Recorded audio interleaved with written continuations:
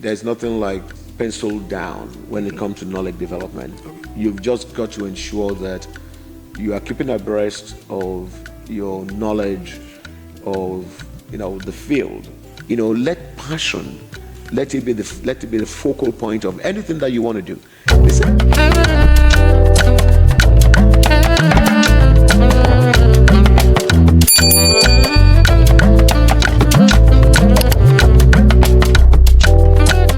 Unlockers, welcome to your podcast, Unlocking Lives Not with Fola. It is your host, Afolabi Ajibowo, and it is my great pleasure and privilege to introduce our inaugural guest, a man I am proud to call my mentor, the founder of Olive Palm Event Center, CEO IP Connect Inc., a cybersecurity consultant, and a shepherd to many, Pastor Michael Oyeniya. You're welcome, sir. Thank you so much. Pastor, my first question to you basically is, can you tell us about yourself? I think it has been a very, I will call it a challenging story. If I don't know how far back you want me to go, but I grew up in Nigeria and went to primary school, not the nursery school like many other people. And from there, I proceeded to secondary school. And after then, I did my advanced level. Went to FSS, Victoria Island, and after which I proceeded to University of Lagos. My first degree is in finance and banking, after which I proceeded, for my master's degree, in management. And my first job actually was with arbitrage finance. Then we had a lecturer, Dr. Akintola Bello, who then was I think he was a commissioner in Ogun State. He established what is called a kind of a stock market analysis kind of company. He wanted to create a Forbes, a kind of a Forbes, something that mirrors like Forbes that we have in the US, okay, whereby we do what is called a detailed stock analysis. So many of us that were second class upper division actually were hired. And that was our first stint, where we were kind of doing what is called stock market analysis, looking at the blue chip companies then, doing what is called company to industry, company to market, analysis of those chips. So that was actually my first experience in the industry. And after then I joined the finance company, with Chief Oker, who then was the managing partner of Coopers and Lybrand. I joined him, and from there, I became a stockbroker myself. Capital market has always been my interest. Trying to doing what is called stock market analysis. So I was a stockbroker on the exchange, actually for about almost 5 or 6 years, before actually proceeding to the banking system. I was the broker, the first broker for Backward Finance. Chief Oke then was a very, very wonderful man to work with, a very great man, a great accountant. So I was with him for about 4 or 5 years, and then I joined Comet Merchant Bank.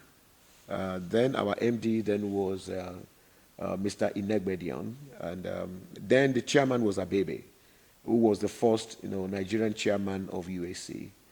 And after which, from there, I then proceeded to the United States. I left Comet Merchant Bank as an assistant manager, actually going to a deputy manager before I then proceeded to the United States. It has been a very, coming to the United States has been a very tough experience, in the sense that the first few years was a confusion as to which route to go. Do I need to proceed with my, knowledge in capital market, my finance, or do I need to detour? So I kind of began to do basically almost everything. I was an accountant for E&Y, because in the United States, I think with your finance background, it also opens you up with the opportunity to also be an accountant, and as well as Unix Solaris. I was basically doing everything, because of the fact that I was just kind of looking for which route to go And I remember that day suddenly, I think I had a call, even as a senior accountant with E&Y. Somebody called my desk and said that, well, we have your resume and we are interested in, in your experience. And well, I said, well, the first question I asked was, who gave you my number?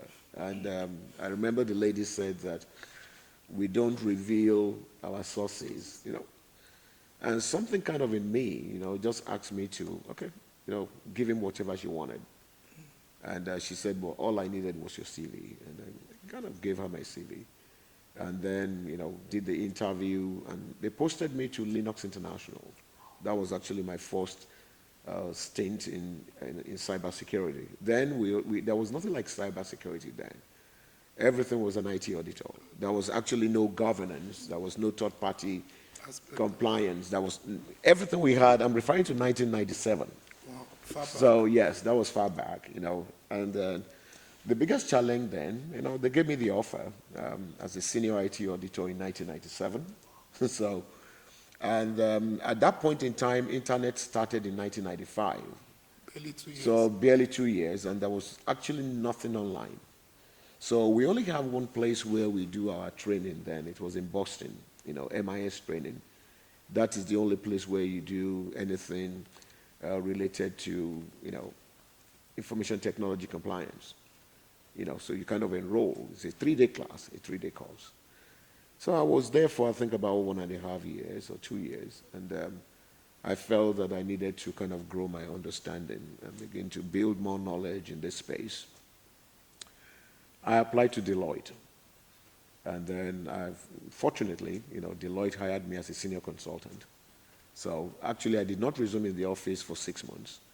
I actually resumed at a client site. So nobody knew me. They just knew one guy who has been hired. It was actually at Deloitte that I began to have a very strong understanding, robust understanding of this field of information technology, security and control. From there, I joined Parkland Hospital, also, so I was there for about 5 years at Parkland, supporting their medical applications from the viewpoint of ensuring that we identify the, IT control weaknesses in all of those medical devices that we have there.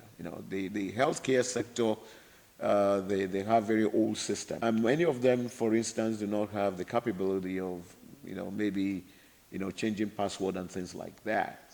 And the other part of the challenge in the healthcare world, from the viewpoint of information technology compliance, is the fact that then you only have one vendor. So you actually do not have multiple alternatives, multiple options of vendors to go to. But in a nutshell, we still made sure that we put the entire landscape of information technology risk under control. And from there, I went to Citigroup. So I was a vice president at Citigroup. That was in 2005. I was there as a vice president of IT compliance and governance. There we build what is called a control framework, basically to ensure that we have what is called a full coverage of the regulatory landscape of Citigroup.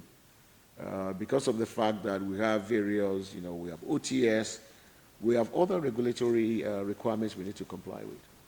And at that point in time, we felt that the best thing for us to do, to be very proactive, is to now develop what is called a control framework, where we do what is called a control mapping. So I did all of those, supporting various, we call it domain areas. From Citigroup, I went back to Nigeria. Intercontinental Bank also came to recruit here in the US. So I happened to return back to Nigeria as a group executive of audit. Basically, more of a kind of an AGM, DGM level. I was there also trying to help them, develop and build, and the area that was actually touching, that was of the biggest experience for me, was in the area of project management. So from there, I went to GE. At GE, I was hired as their PCI program, manager, compliance program manager. It's another level of experience, which has to do with security, managing, PCI compliance program.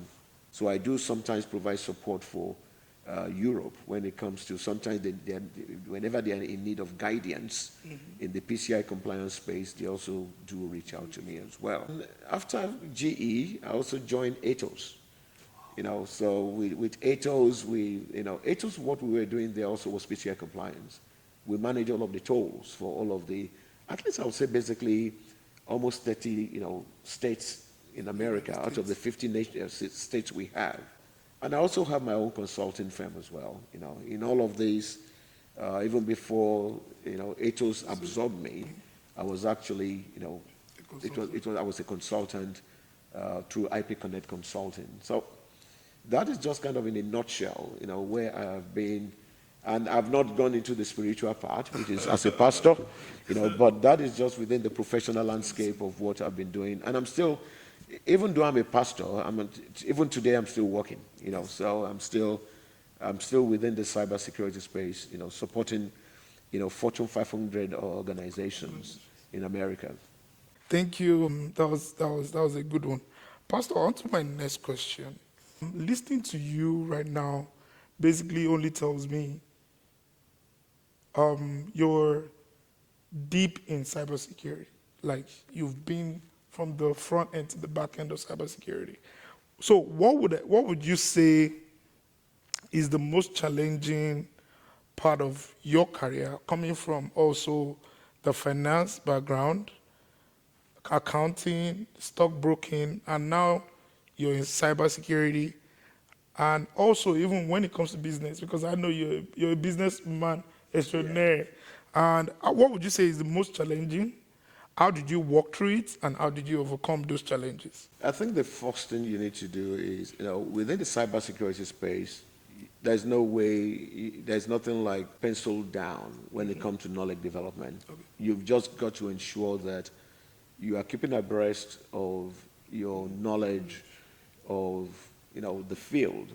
A very good example, when you look at this profession, it has evolved over 15, 20 years. You can do vendor audit, but there was no department, there was no kind of continuous, compliance monitoring and all of those.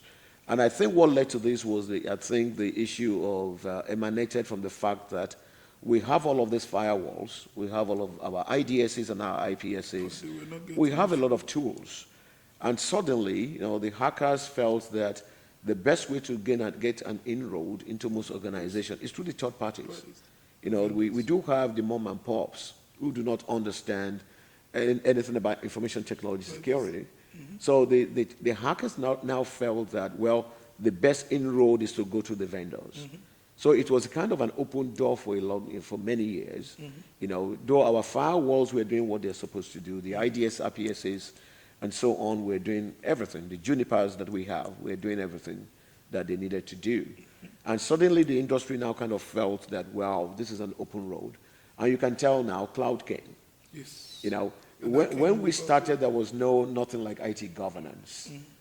So we only come in, we do our audit, and we're gone.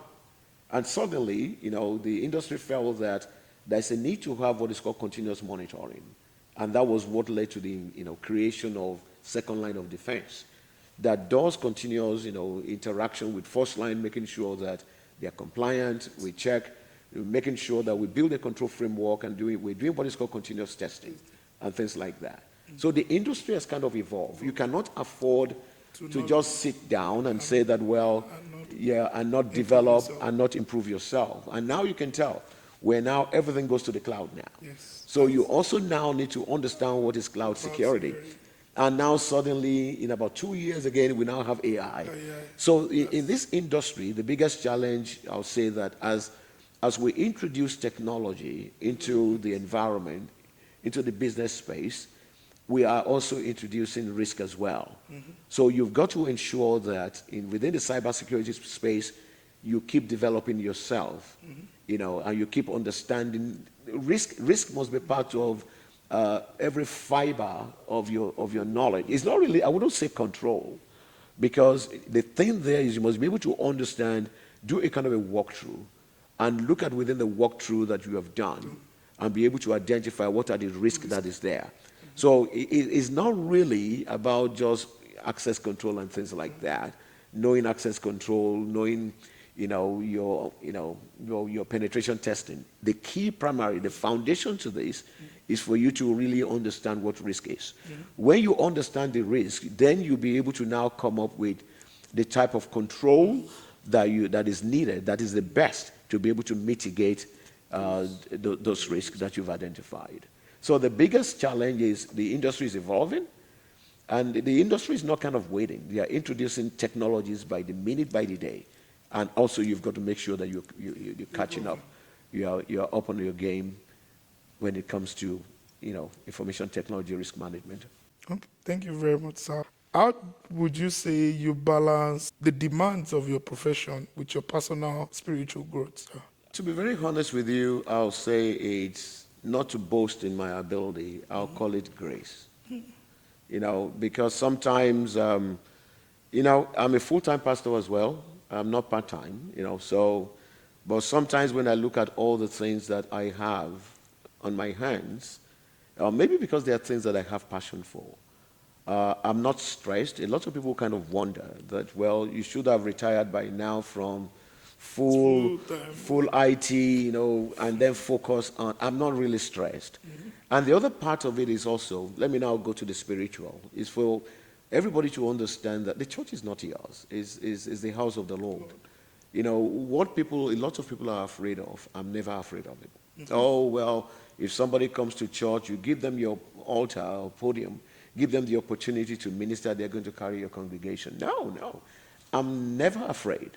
I just believe that this little light of mine is, let it shine. So I'm not boasting in my strength other than, God is my enabler, So from that perspective, I know it is the house of the Lord and he's more than able to take care of his church.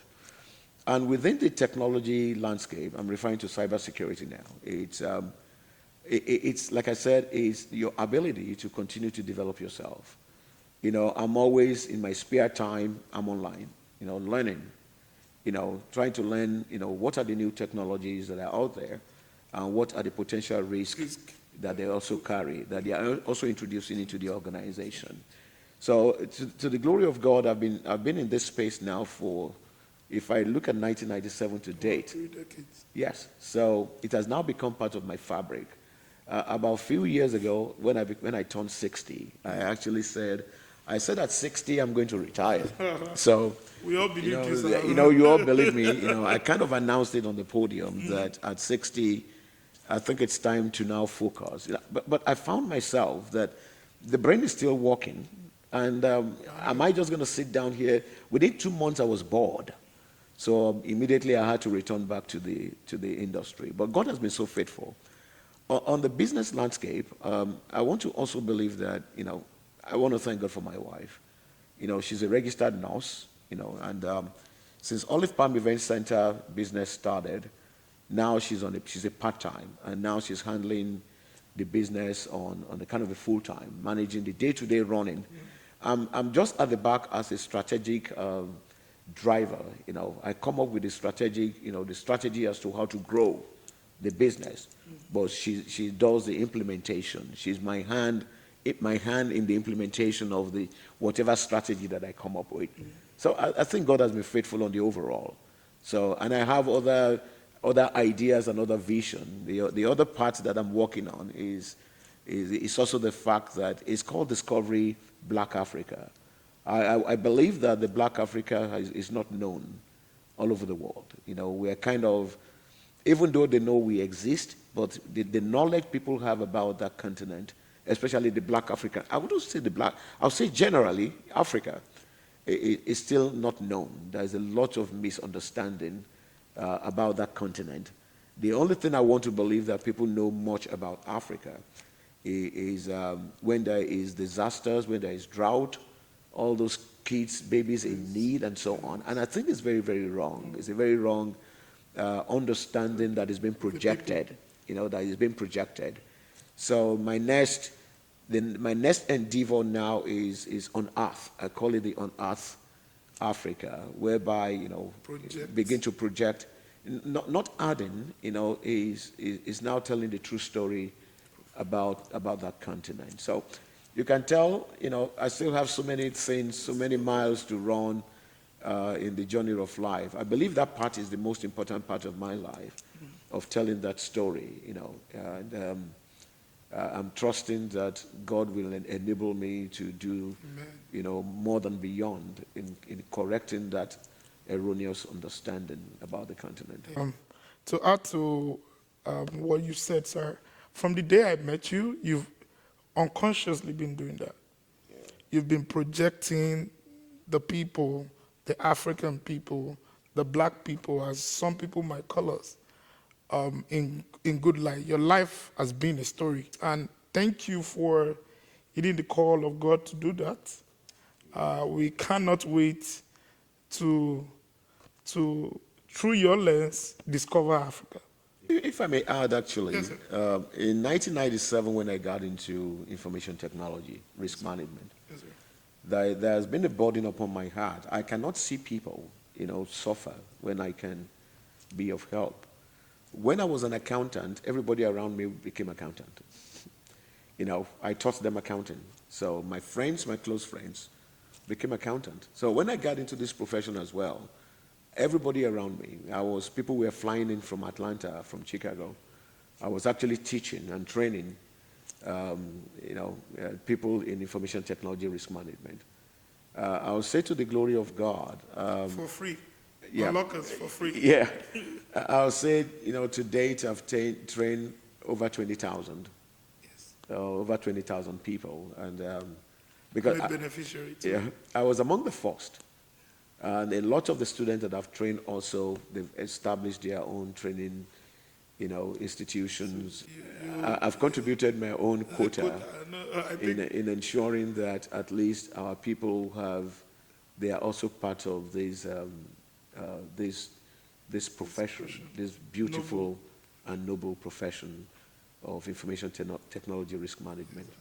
Yeah. Saying you've contributed your quota would be you trying to be humble. I think saying you have a golden chair on the high table would be, because I do have lots of friends that have passed through you. I am one of the numerous beneficiary of your free cybersecurity tutoring and also mentoring. And I want to use this opportunity to appreciate you for everything you've done for us all, me in particular. Thank you very much, sir.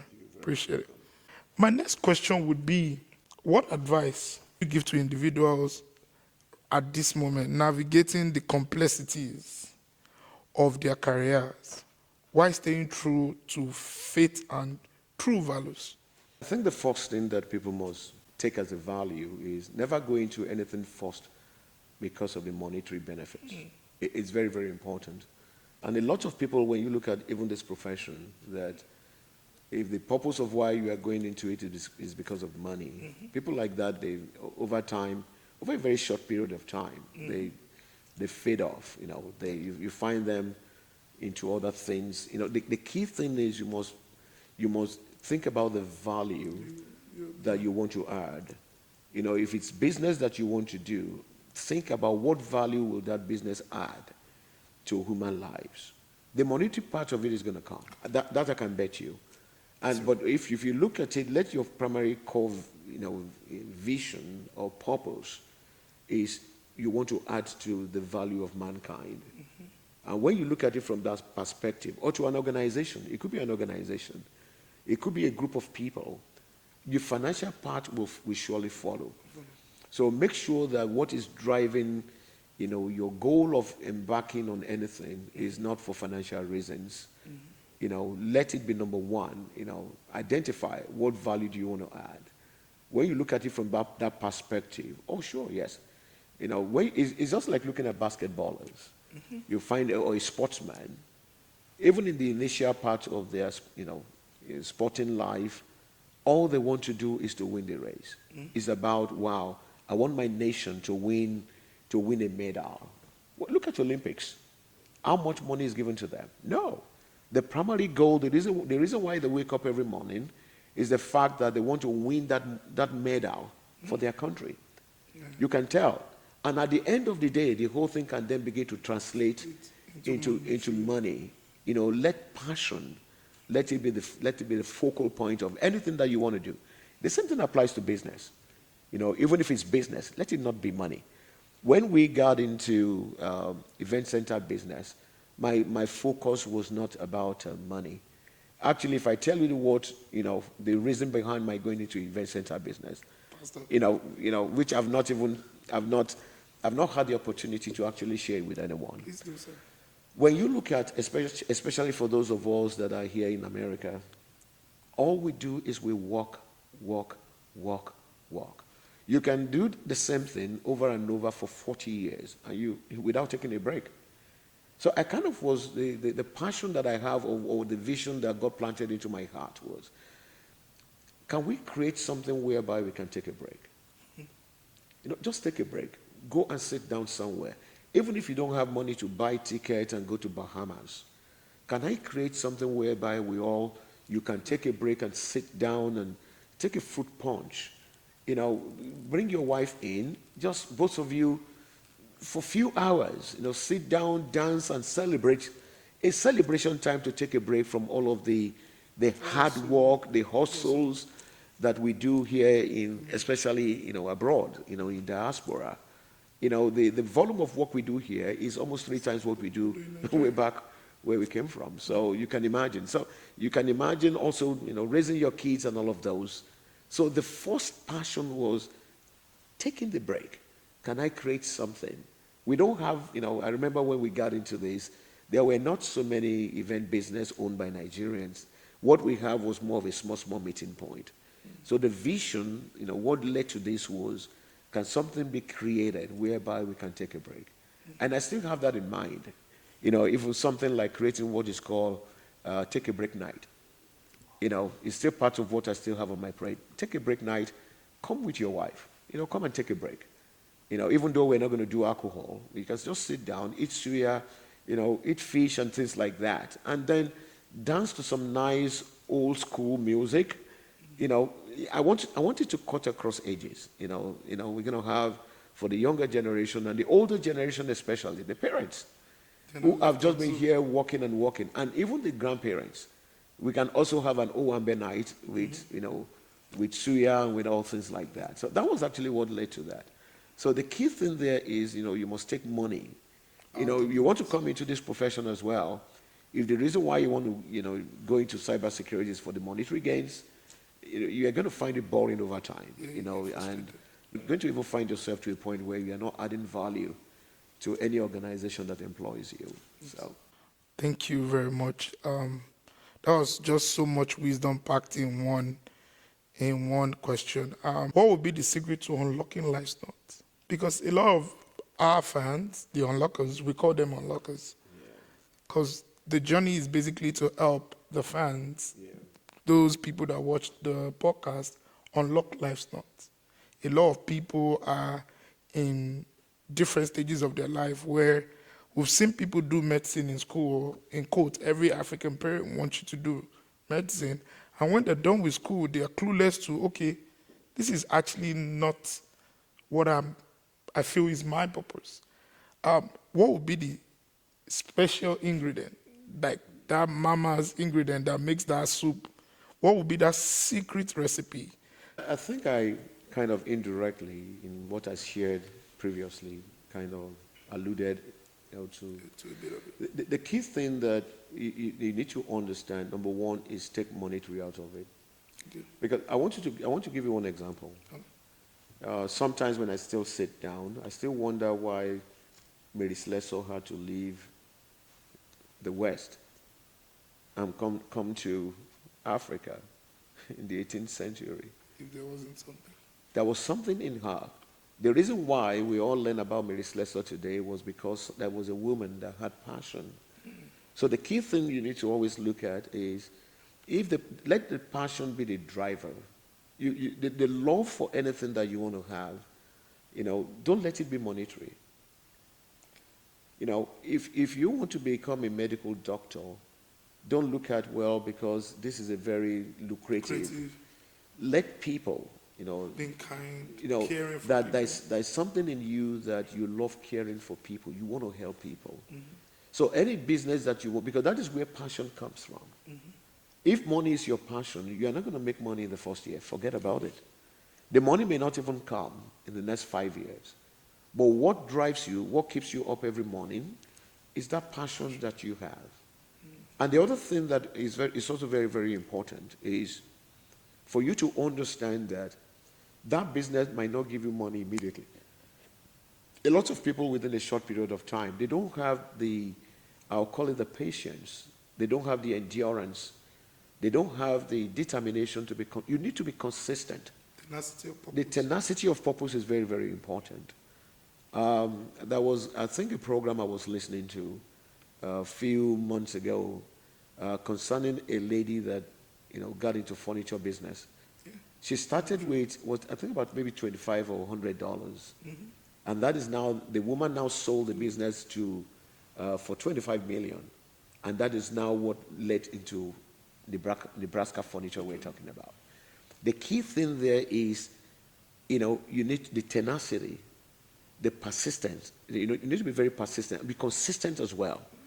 And you can tell the only way you can be persistent and be consistent when money is not coming in is only if that is you have your vision and your goal was to now, to help, to add value. Okay. Let me look at it. Let's take it from the viewpoint of adding value, because it might not be people.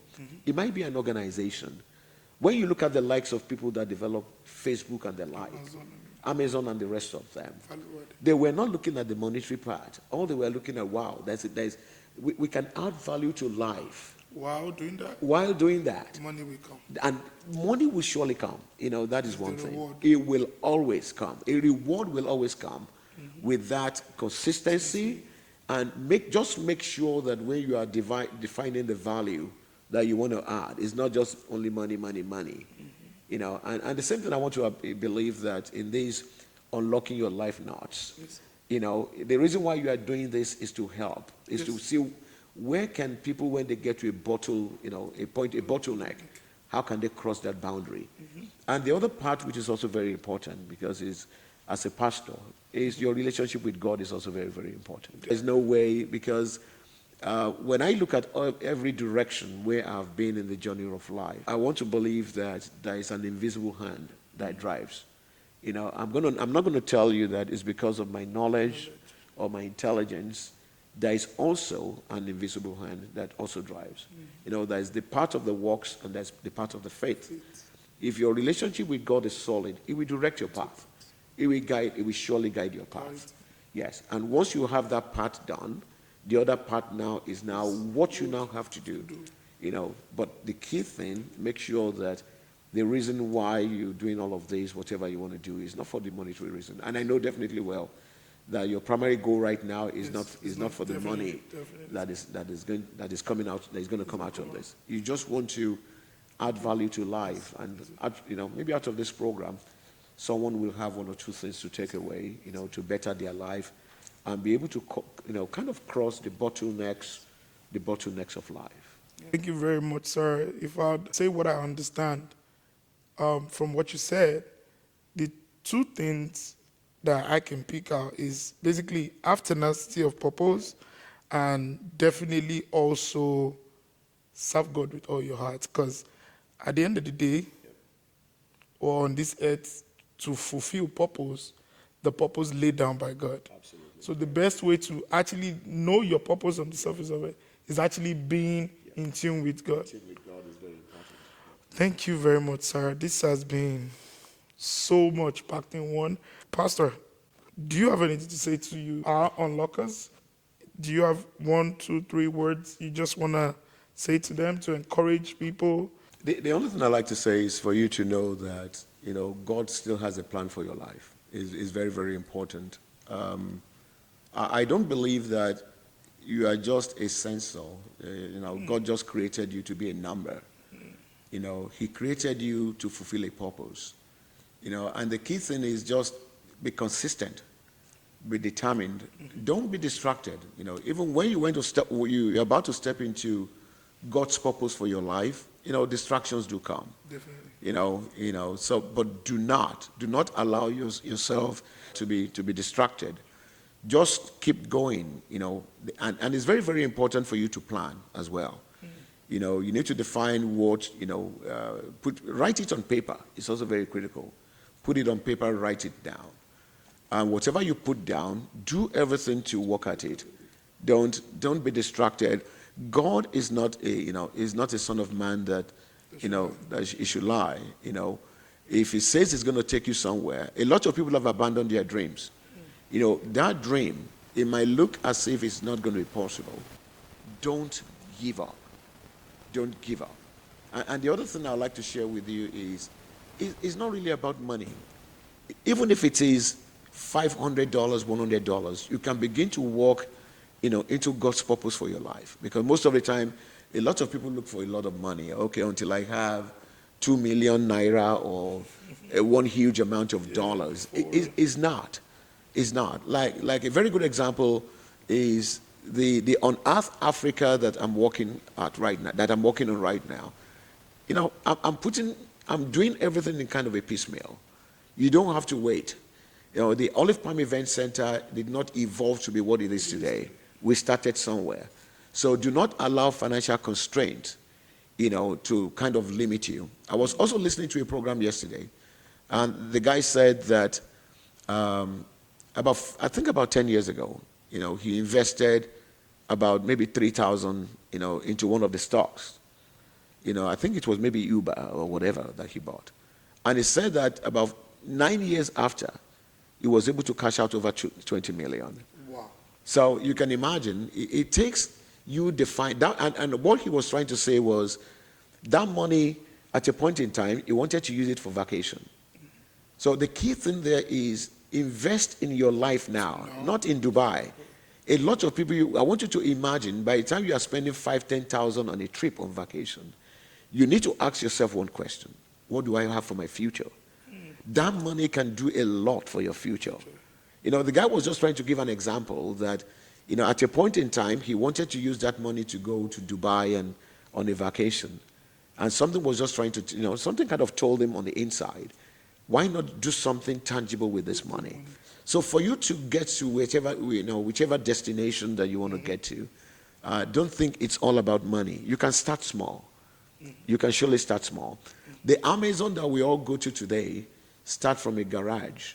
You need to always remember that. It did not start to be what it is today. Nebraska Furniture started as a very small place. Now, Tesla also, So do not despise that time of little beginning. You just need to be consistent at whatever you want to do. So and the other part is make sure you build your relationship with God. Yeah. It's very, very, very important. And believe and trust in yourself. And one of the things I'd like to tell you also, I'd like to share with you, is because other people have tried it and have failed, does not mean that when you try it, that you are going to fail. And lastly, very, very important, do not be afraid to fail. Failure is part. When you look at all of those people today who have made it in life and crossed the boundaries of maybe step into divine purpose, there are failures at a point in time in the journey of their lives. So failure prepares you for tomorrow. It strengthens you. If you don't, it's even very dangerous. You want to embark on any venture, and you did not experience failure. It's even dangerous. So that means that I want you to imagine you fail when you become big. So it's very, very important for you to do not allow failure. One thing you need to know, since that vision was planted in your heart by God, He's going to surely back you up. Don't give up, and don't be distracted. Wow. Thank you very much, sir. It's been very insightful, educating, enlightening. I will look forward to have you on here, sir. If we also ask you to come, do we have your word? Absolutely. I just want to thank you for giving me this opportunity to be on the program. Thank you very much, sir. And I also want to thank you for taking the initiative, at least to add value to. I want to believe that somebody somewhere will at least take one or two things out of this program. Yes, sir. And I want to give you an assurance that I'll continue to pray for you as well. Thank you, sir. God bless you. Thanks you, for having me. Thank you. Thanks for tuning in today. It's been Unlocking Life's Nuts with Fola. Please do subscribe, share, like, and press the notification button. Until the next episode, bye for now, unlockers.